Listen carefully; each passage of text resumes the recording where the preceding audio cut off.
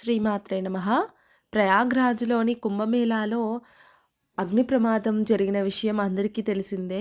Sector 19 వద్ద గుడారంలో 2 gas సిలిండర్లు పేలాయి. ఆ మంటలు ఇతర గుడారాలకు వ్యాపించాయి.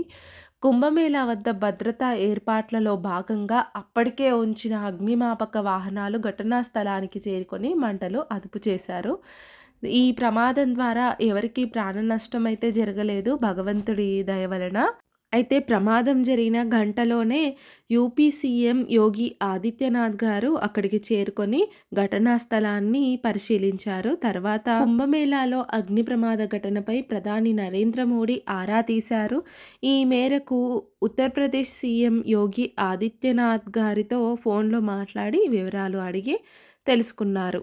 ఇదిలా ఉంటే కుంభమేళాలో కొంతమంది యూట్యూబర్స్ దైవభక్తితో వెళ్తున్నారా తెలీదు. లేకుంటే యూట్యూబ్ వీడియోస్ తీయడానికి వెళ్తున్నారా తెలీదు. పోనీ యూట్యూబ్ వీడియోస్ అయినా తీస్తే అదేదో ఆ కుంభమేళా గురించి మనకు ఇన్ఫర్మేషన్ ఇయ్యడం కోసం తీస్తే పర్లేదు వీడియోస్. కానీ అక్కడ వెళ్ళి ఆ అమ్మాయి ఎంత అందంగా ఉంది, అంత అందంగా ఉంది అని చెప్పి ఒక అమ్మాయి మోనాలిసా అనే అమ్మాయి పూసలు అమ్ముకుంటూ ఉంటారంట ఆ అమ్మాయి వాళ్ళు.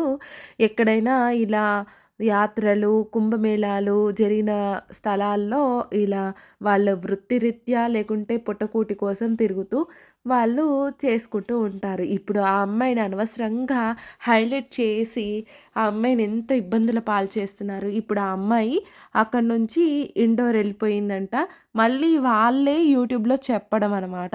ఆ అమ్మాయి వెళ్ళిపోయింది. ఇప్పుడు ఆమె పరిస్థితి ఏంటి? వాళ్ళే ఆ అమ్మాయిని అబ్బా! ఆమె కళ్ళు ఇంత సౌందర్యంగా ఉన్నాయి. అంత సౌందర్యంగా ఉంది. ఎంతో బావుంది. ఇవన్నీ చెప్పి హైలైట్ చేసేది వాళ్ళే. మళ్ళీ ఇప్పుడు ఏమంటారు? ఆ అమ్మాయి ఇండోర్ వెళ్ళిపోయిందంట. వాళ్ళ నాన్నగారు రమ్మన్నారు. ఇవన్నీ అవసరమా? ఇప్పుడు ఎంత అయితే హైలైట్ చేస్తారో అంతే కిందికి తోస్తారు మళ్ళీ.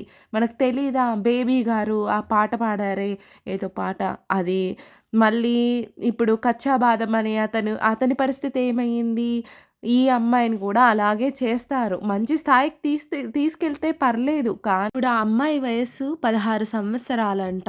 ఆ అమ్మాయికి రక్షణ ఎవరు కల్పిస్తారు? ఇంతమంది ఆమె వెమ్మటి ఇలా పడుతూ ఉంటే ఆ అమ్మాయి జీవితం ఏంటి? అవసరమా ఇవన్నీ? వెళ్ళిన వాళ్ళు భక్తితో వెళ్ళాలే కానీ ఏ అమ్మాయి బావుంది? ఎక్కడ బావుంది? ఏంటి? ఆ అమ్మాయి కలర్ ఏంటి? అవన్నీ వర్ణించడం అవసరమా? ఇప్పుడు ఈ ఛానల్సే, ఈ యూట్యూబర్సే చెప్పడము, మళ్ళీ ఆ అమ్మాయిని హైలైట్ చేయడం, మళ్ళీ ఇప్పుడు ఆ అమ్మాయి పరిస్థితి ఏంటి అని చెప్పి మళ్ళీ వాళ్ళే వీడియోలు తీయడం. ఏంటి ఈ పిచ్చి పైత్యం? ఈ సోషల్ మీడియా ఉందే ఎంతైతే పైకి తీసుకెళ్తుందో అంతే కిందికి లాగుతుందనమాట. ఆ అమ్మాయి పాటికి ఆ అమ్మాయి ఏదో తన వృత్తి ధర్మము తన పొట్టకూటి కోసం తను చేసుకుంటుంటే, తన పని తాను చేసుకుంటూ ఉంటే, అసలు అనవసరంగా ఆ అమ్మాయిని హైలైట్ చేసి ఇప్పుడు ఆ అమ్మాయిని ఇబ్బందుల్లో పడేస్తున్నారు. కల్పిస్తారు. ఈ యూట్యూబ్ ఛానల్స్ ద్వారా లేకుంటే టీవీ ఛానల్స్ ద్వారా ఎవ్వరు కల్పించరు కదా! ఇప్పుడు ఆ అమ్మాయే ఇబ్బంది పడవలసొస్తుంది కదా! అనవసరంగా ఇవన్నీ చేయకుండా వెళ్ళిన పనేంటో అది చూసుకొని రావాలే కానీ, ఈ పిచ్చి పనులు ఇవన్నీ చేసి ఇంకొకరిని ఇబ్బంది పెట్టకుండా ఉంటే ఎంత మంచిది.